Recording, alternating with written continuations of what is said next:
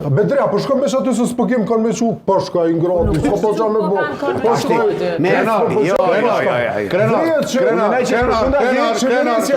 Shala, bën çaj me zëre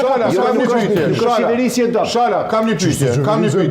Ma do pse aty kryetari që krejt kusuma. O krenar, po ndaleni mikrofonin, po më respektos në studio. Kërkoj falje. Jam të bë pyetje. Hajde. Po ne po besoj që meritoj kaq respekt, sa 10 herë them shala, ti vazhdon të komunikon. Okej? Pyetje. Ku e ke përcjell ti Bedri Hamzën? Në televizion. Ku e nje? Ku e nje? Me përcjell, A din që është ministri me vendimet më të repta ndonjëherë? Sa i përket kundërshtimeve edhe në raport me Hashim Thaçi, edhe në raport me FMN, edhe në raport me Ajsion, a e din? Apo ti nuk ke ekzistuar aso kohë në Kosovë kur ai ka qenë ministri i financave?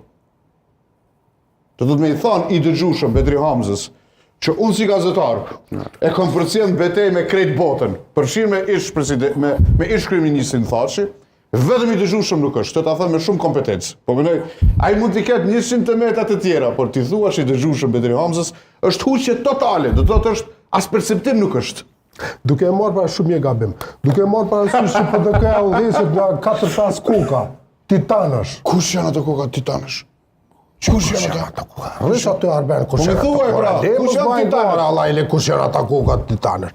E vetmja mënyrë është Bedri Hamzës është qenë Gjibuti 4-5 nona. Apo kupton? Mas mirë, ata ja kanë gjetë edhe mirë, edhe unë të shakon autori për të këtë qartu kësha vepru. Po e një fke mirë. Jo, do mos dëshmër. Zënë e ju ka kohë që nuk ta kam përqarën. Njëherë ka thonë nuk kom i rritë diçka paga se dëmtojna bugjetin 2014. E mojnë men ata. Po se mojnë men, jo. Po e mojnë men 2014.